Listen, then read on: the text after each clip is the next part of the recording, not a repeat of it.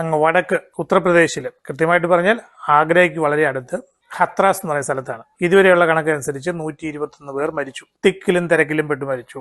ഒരു ഗോഡ് മാൻ, ദൈവപുത്രൻ, അദ്ദേഹത്തിന്റെ സത്സംഗ്, ഭജന എന്ന് വേണമെങ്കിലും പറയാം, കൺവെൻഷൻ എന്ന് വേണമെങ്കിലും പറയാം. ഈ ബാബ പോകുന്ന വഴിക്ക് ആ റോഡിൽ കൂടെ പോകുമ്പോൾ പൊടി പറക്കും, അല്ലെങ്കിൽ ആ വീല്, വണ്ടിയുടെ ടയർ പോയ ആ പാട്, ആ പോകുന്ന ഭാഗം എല്ലാം അനുഗ്രഹിക്കപ്പെടുകയാണ്. അപ്പൊ അവിടുന്ന് ആ പൊടി വാരിയെടുത്ത് ഭഗവാൻ പോയ വഴിക്കുള്ള, അല്ലെ ഭഗവാന്റെ പുത്രൻ പോയ വഴിക്കുള്ള പൊടി വാരാൻ പോയതാണ് ആൾക്കാർ. അങ്ങനെയാണ് അവിടെ തിക്കും തിരക്കും ഉണ്ടായത്. ആരുടെ കുറ്റമാണിത്? ആ ഗവൺമെന്റ് ആണോ, ഗവൺമെന്റ് ആണോ, ദൈവത്തിന്റെ കുറ്റമാണോ? ഇപ്പോ പോലീസ് അയാളെ തപ്പി പാഞ്ഞു നടക്കുകയാണ്. അതായത് അയാൾക്ക് രക്ഷപ്പെടാനുള്ള സമയം കൊടുത്തു കഴിഞ്ഞിട്ട് അയാളെ തപ്പി പാഞ്ഞു നടക്കുകയാണ്. ഹിന്ദിയിൽ പറയുന്നതാണ് ബക്വാസ് എന്നതിന്. ശുദ്ധ അസംബന്ധം, നമ്മളെ പറ്റിക്കാനുള്ള ന്യൂസുകൾ ഇതെല്ലാം. പ്രമോദ് പെരുമ്പായിക്കാട്. ഈ കേസിൽ പ്രധാന പ്രതിയായിട്ട് ബാബ ഭോലെ, അല്ലെ ഭോലെ ബാബ, ഞാനിപ്പോൾ പറയുന്നത് ഇതിനകത്ത് പ്രധാന പ്രതി ഇയാളല്ല, നമ്മുടെ കേന്ദ്ര ആഭ്യന്തരമന്ത്രിയാണ് ഒന്നാം പ്രതി. രണ്ടാം പ്രതി ഉത്തർപ്രദേശിലെ സ്റ്റേറ്റിലെ ആഭ്യന്തരമന്ത്രിയാണ്. മൂന്നാം പ്രതി അവിടുത്തെ മുഖ്യമന്ത്രി. നിങ്ങൾക്ക് തോന്നുന്നുണ്ടായിരിക്കും ഇവൻ എന്ത് വാട്ടായി പറയുന്നത്. നമുക്ക് നോക്കാം. ഞാനൊന്ന് സ്ഥാപിച്ചെടുക്കാൻ ശ്രമിക്കട്ടെ. ഇവിടെ എന്താ സംഭവിച്ചിരിക്കുന്നത്? ഒരു കരിസ്മാറ്റിക്കാരൻ കുറെ ആളെ വിളിച്ചു കൂട്ടുന്നു. അയാൾക്ക് എന്തോ ദൈവസിദ്ധികളുണ്ട്. അയാളൊരു ഭജന നടത്തുന്നു, സത്സംഗം നടത്തി. സത്സംഗം എന്നൊക്കെ പറഞ്ഞാൽ എന്താണ്? കുറെ രാമകഥയും മഹാഭാരതത്തിലെ കഥയും ഭഗവത്ഗീതയിലെ കുറെ കാര്യങ്ങളൊക്കെ ഇങ്ങനെ വിളിച്ചു പറയും. ആ കൂട്ടത്തിൽ 3-4 പാട്ട് പാടും. അങ്ങനെ കുറെ സമയം ചിലവാക്കും, 3-4 മണിക്കൂറോ, ചിലപ്പോൾ രാവിലെ തൊട്ട് വൈകുന്നേരം വരെ ഉണ്ട്. ഇങ്ങനെ ആളെ വിളിച്ചു കൂട്ടിയിട്ട് അവരെ ഭക്തിയിൽ കൂടി പറ്റിക്കുന്ന ഒരു പരിപാടിയാണ് ഈ സത്സംഗം എന്ന് പറയുന്നത്. ആൾക്കാർ ഇങ്ങനെ ഈ കഥയൊക്കെ കേട്ട്, ഇദ്ദേഹത്തിന് നല്ല ചിരിച്ചുകൊണ്ടുള്ള വാക്കുകളൊക്കെ കേട്ട്, മോട്ടിവേഷനൊക്കെ കേട്ട് അതിലങ്ങ് ലയിച്ചിരിക്കും. ഇടയ്ക്ക് ഭക്ഷണവും കിട്ടും. ഇതൊക്കെ കഴിഞ്ഞിട്ട് ഇതിനിടയ്ക്ക് വേറെ ചില പരിപാടികളൊക്കെ അവിടെ നടക്കുന്നുണ്ട്. നിങ്ങളുടെ വരുമാനത്തിന്റെ 10% ദൈവത്തിന് കൊടുക്കണം. അത് ഗൂഗിൾ പേ, ഫോൺ പേ, പേടിഎം നമ്പറൊക്കെ ഞങ്ങൾ ഇവിടെ ഉള്ളവർ തരും. അതിൽ കൂടെ തന്നാൽ മതി, ഞങ്ങൾ ദൈവത്തിന് കൊടുത്തേക്കാം എന്നൊക്കെ. ഇപ്പം ഞാൻ പറയുമ്പോൾ നിങ്ങൾക്ക് അതൊരു ഡ്യൂപ്ലിക്കേറ്റ് രീതിയിലുള്ള ഒരു സംസാരമായിട്ട് തോന്നും. പക്ഷേ ഈ ദൈവപുത്രന്മാരുണ്ടല്ലോ, ഇവന്മാർ സംസാരിച്ച് കഴിയുമ്പോഴത്തേക്കും ആൾക്കാർ അറിയാതെ അതിലങ്ങ് അലിഞ്ഞു വീണു പോകും. അങ്ങനെ ജനങ്ങൾ അവരുടെ കാശും കൊടുക്കും. ഇവന്മാര് വലിയ മില്യണർമാരാവും. അവിടെ ഇവിടെയൊക്കെ എസ്റ്റേറ്റ്, സ്കൂള്, കോളേജ്, ഹോസ്പിറ്റല്, ഇതൊക്കെയാണ് ഇവരുടെ ഭാവി. അതായത് ഇവിടെ നിന്നുകൊണ്ട് എനിക്ക് പറയാൻ പറ്റും, ഒരാൾ ബാബ ആയിക്കഴിഞ്ഞാൽ ഏകദേശം 10 വർഷത്തിനകം ഈ പറഞ്ഞ കാര്യങ്ങളൊക്കെ ഇയാൾക്ക് സ്വന്തമാകും. ഇല്ലെങ്കിൽ നിങ്ങൾ തന്നെ ചരിത്രം എടുത്ത് നോക്കിക്കോ. ഞാൻ ഗൂഗിളിൽ തപ്പിയപ്പോൾ കിട്ടിയ ലിസ്റ്റാണ് ഫേമസ് ഗോഡ്മാൻ ഓഫ് ഇന്ത്യ എന്ന് പറഞ്ഞ് സെർച്ച് ചെയ്തു. പ്രശസ്തരായ ഇന്ത്യയിലെ ദൈവപുത്രന്മാർ ആരൊക്കെയാണ്. ഇത് ഇവിടെ ലിസ്റ്റ് വന്നിട്ടുണ്ട്, ഒന്ന് നോക്കിയോളാം. ഇതിനകത്ത് സൗത്ത് ഇന്ത്യയിലുള്ളവര്, നമ്മൾ മലയാളികളൊക്കെ വളരെയധികം ആദരിക്കുന്ന 2-3 പേരുകളും ഉണ്ട്. ഒന്ന് സദ്ഗുരു ആണ്, പിന്നെ ശ്രീ രവിശങ്കർ ഉണ്ട്, മാതാ അമൃതാനന്ദമയും ഈ ലിസ്റ്റിലുണ്ട്. ഇവരൊക്കെ നല്ല പേര് നേടിയെടുത്തവരാണ് ഇതുവരെ.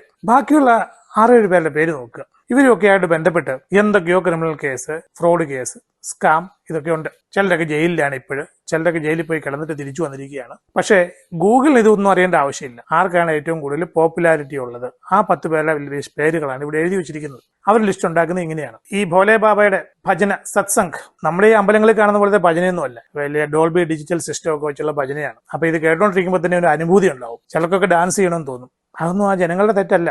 അവരങ്ങനെയാണല്ലോ ഈ കരിസ്മയിൽ കൂടി മാറ്റിയെടുക്കുന്നത്. നാവിൽ സരസ്വതി ഉണ്ടാകുക എന്നൊക്കെ പറഞ്ഞാൽ അത് ഇവരുടെയൊക്കെ നാവിലാണ്, ഈ ബാബാമാരുടെ. ഇന്നലെ ഒരു സീനിയർ സിറ്റിസനുമായിട്ട് സംസാരിച്ചുകൊണ്ടിരുന്നപ്പം അത് എന്നോട് ചോദിച്ചു, ഇതിനെക്കുറിച്ച് എന്താണ് അഭിപ്രായം? ഇവന്മാരെയൊക്കെ ഓടിച്ചിട്ട് അടിക്കണ്ടേ? ആരെ? ഈ ബാബാമാരെ. വേണ്ട, ബാബയെ അല്ല അടിക്കേണ്ടത്. ഈ ബാബയെ വളരാൻ അനുവദിക്കുന്ന ആരാണോ അവരെയാണ് അടിക്കേണ്ടത്. പിന്നെ നമുക്കൊന്നും ഈ അടിക്കാനുള്ള അതോറിറ്റി ഇല്ലല്ലോ. എങ്ങനെയാണ് ഈ ബാബാമാര് വളർന്നു വരുന്നത്?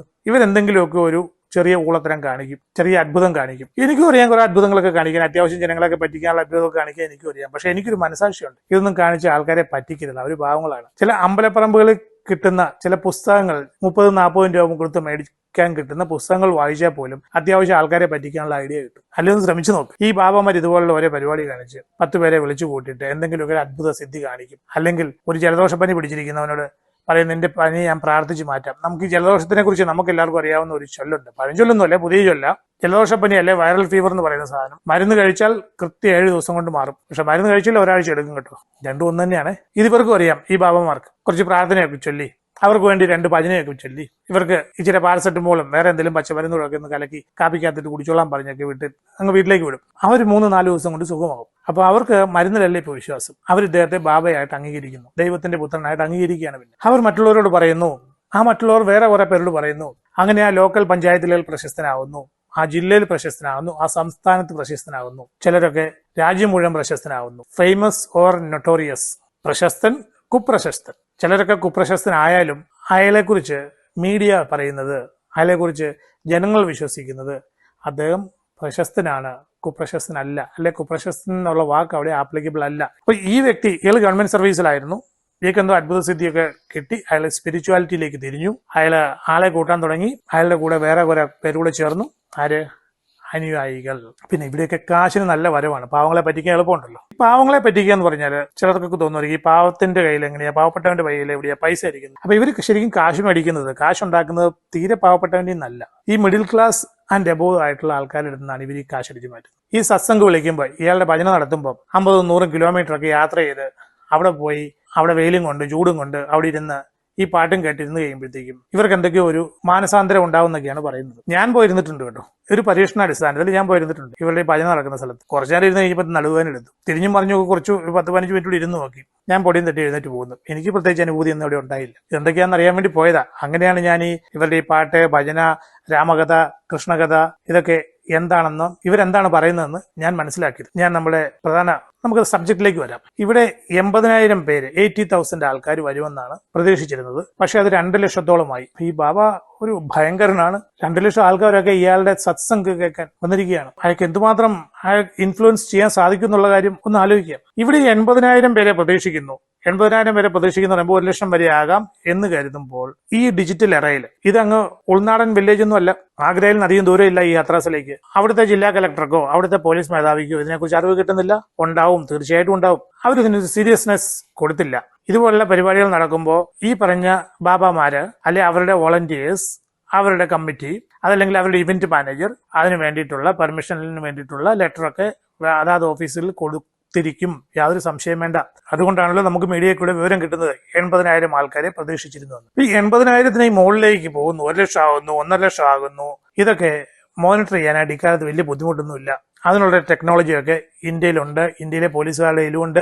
അക്കാര്യത്തിൽ യാതൊരു സംശയം വേണ്ട. ആരും ഒരു തർക്കം വെക്കേണ്ട. അവിടെ ഒരു സ്ഥലത്തേക്ക് കണ്ടമാനം ആൾക്കാർ വണ്ടികളിൽ പോകുന്നു, അല്ലെ അവരെ ഡ്രോപ്പ് ചെയ്യാനായിട്ട് പല ബസ്സുകൾ വരുന്നു. ഇതൊക്കെ ഓരോ റോഡുകളിലും മോണിറ്റർ ചെയ്യുമ്പോൾ, ആ റോഡുകളിൽ ഉണ്ടാകുന്ന ട്രാഫിക് അനലൈസ് ചെയ്യുമ്പോൾ, അല്ലെ അവിടുത്തെ ടോൾ പ്ലാസകൾ, ചെക്ക് പോസ്റ്റുകൾ അനലൈസ് ചെയ്യുമ്പോൾ അതിന്റെ റിപ്പോർട്ടുകളൊക്കെ ഈ പോലീസുകാർക്കൊക്കെ കിട്ടുന്നുണ്ട്. നമ്മുടെ രാജ്യത്തെ ടെക്നോളജി ഏത് ഡിപ്പാർട്ട്മെന്റിലും ആയിക്കോട്ടെ അവർക്കൊക്കെ ഇത് അനലൈസ് ചെയ്യാനുള്ള ഒരു സിസ്റ്റം ഇവിടെ ഓൾറെഡി ഉണ്ട്. ഇവരെല്ലാവരും ഇതിനെ ലൈറ്റ് ആയിട്ട് എടുക്കും. 2 ലക്ഷത്തിന്റെ കണക്കൊക്കെ അവിടെ മാറ്റി നിർത്തും. ഇവർ 80,000 എന്ന് പറയുന്ന ആ കണക്ക് തന്നെ എടുക്കും. അങ്ങനെയാണെങ്കിൽ പോലും അവിടെ ആ റോഡിന്റെ സൈഡുകളിൽ ഒരു ബാരിക്കേഡ് ഒന്നും ഉണ്ടാക്കിയിട്ടില്ല. 2 വീലർ ആയിക്കോട്ടെ, 4 വീലർ ആയിക്കോട്ടെ, അവരെ വല്ല ട്രാക്ടറുകളാകട്ടെ, അതൊക്കെ വന്നിട്ട് ചിലപ്പോൾ വല്ല കുഴിയിലൊടുക്കി വീണ് പോകാനുള്ള ചാൻസ് ഇല്ലേ?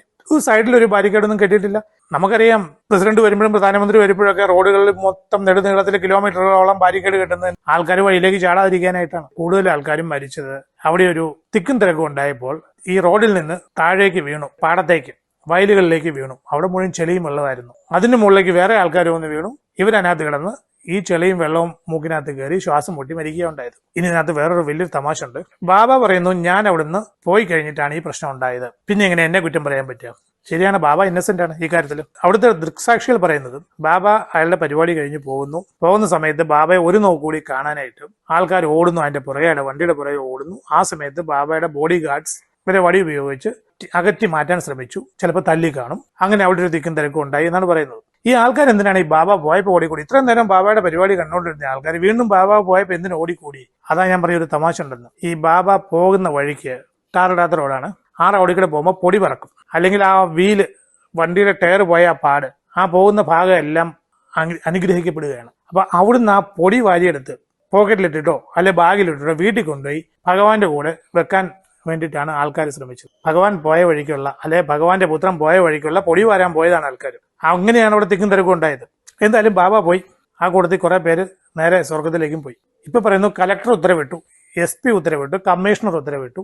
ആണ്ട്ര കിടക്കുന്നു ആദിത്യനാഥ് യോഗി അവിടെ വന്നിരിക്കുന്നു. എന്നിട്ട് സ്ട്രിക്റ്റ് ആക്ഷൻ എടുക്കാൻ പോവാണ്. ഞാൻ ബുൾഡോസർ വെച്ച് നിരത്തും ബാബയുടെ ആശ്രമം. ഇങ്ങനെ പല ബകവാസുകൾ അവിടെ നടക്കുകയാണ്. 2-3 ദിവസമായിട്ട് വലിയ ചർച്ചയാണ്. TV ചാനലുകളിലെല്ലാം കാണാം. ഈ ബാബയെ, ഈ ഫേമസ് ആയിരുന്ന ബാബയെ നൊട്ടോറിയസ് ആകാനായിട്ട് ആരാണ് അനുവദിച്ചത്? സത്സംഗ് നടത്തുന്നു, അയാൾ വലിയ പണക്കാരനാവുന്നു, അയാൾ എസ്റ്റേറ്റുകൾ വാങ്ങിക്കൂട്ടുന്നു, അയാൾക്ക് 50-നും 100-ഉം ബോഡി ഗാർഡുകൾ. ഒന്ന് ആലോചിച്ച് 25,000 രൂപയെങ്കിലും മിനിമം കൊടുക്കേണ്ട ഒരാളെ ജോലിക്ക് വെക്കണ ഈ കാലത്ത്. നല്ല കാളാമുണ്ട്, നല്ല തടിയന്മാരെ. ഞാൻ വെറുതെ കണക്ക് കൂട്ടാൻ വേണ്ടി പറയുന്നത്. 50 ആണോ 100 ആണോ എന്ന് എനിക്കറിയില്ല. എന്നാലും 10-50 ബോഡി ഗാർഡുകൾ ഇയാളുടെ കൂടെ എപ്പോഴും ഉണ്ട്. 50 × 25,000 കൂടി തന്നെ 12.5 ലക്ഷം രൂപ ഒരു മാസം ചെലവാകും. ഞാൻ വെറും ബോഡി ഗാർഡുകളുടെ കാര്യം മാത്രമേ പറയുന്നു. പിന്നെ അയാളുടെ ലക്ഷറി വണ്ടികൾ, അയാളുടെ എസ്റ്റേറ്റ് മെയിൻറ്റെയിൻ ചെയ്യുക, അയാളുടെ ആശ്രമം, എസ്റ്റേറ്റ് എന്ന് പറയില്ല കേട്ടോ, ആശ്രമം, ഈ ആശ്രമം മെയിൻറ്റെയിൻ ചെയ്യണം അവിടുത്തെ ജോലിക്കാർ. അപ്പൊ വൻതോതിൽ കാശ് വരുന്നുണ്ട്. ഇയാൾ ഈ കാശിന്റെ മുഴുവൻ അക്കൗണ്ട് ഇൻകം ടാക്സ് ഡിപ്പാർട്ട്മെന്റ് കൊടുക്കുന്നുണ്ടോ? ഈ ചോദ്യം ചോദിക്കുകയല്ല ഞാൻ പറയുന്നു കൊടുക്കുന്നില്ല. കാരണം ഇവരെ ഒന്നും ചോദിക്കാൻ ആരുമില്ല. അവർ 2-3 ട്രസ്റ്റ് ഒക്കെ ഉണ്ടാക്കും. ഒന്ന് ചാരിറ്റബിൾ ട്രസ്റ്റ്, ഒന്ന് children's educational fund, old age home, എന്തെങ്കിലുമൊക്കെ പേര് കൊടുത്ത് ഈ ട്രസ്റ്റിൽ കുറെ മാനേജന്മാരെയൊക്കെ വെച്ച് അവർക്ക് ഉപയോഗിക്കാനുള്ളതെന്ന് പറഞ്ഞുകൊണ്ടാണ് ഇവർ ഈ അക്കൗണ്ടിലെ മാനിപ്പുലേഷൻ നടത്തുന്നത്. അങ്ങനെ ഗവൺമെന്റിനെ പറ്റിക്കാനുള്ള ഒരുപാട് കാര്യങ്ങൾ ഇവിടെ നമ്മുടെ ഗവൺമെന്റ് തന്നെ ഉണ്ടാക്കി നമുക്ക് തന്നിട്ടുണ്ട്. അങ്ങനെ പല പേരുകളിലായിട്ട് അസറ്റ് ഉണ്ടാക്കി കൂട്ടിക്കൊള്ളുക. എല്ലാവർക്കും പൊളിറ്റിക്കൽ ലിങ്കുകളുണ്ട്. ഒരു ചോദ്യം ചോദിക്കുന്നത് വീണ്ടും, നമ്മുടെ നാട്ടിലുണ്ട് ഇതുപോലെ ദൈവത്തിനെ റെപ്രസെന്റ് ചെയ്യുന്നവർ, അല്ലെ?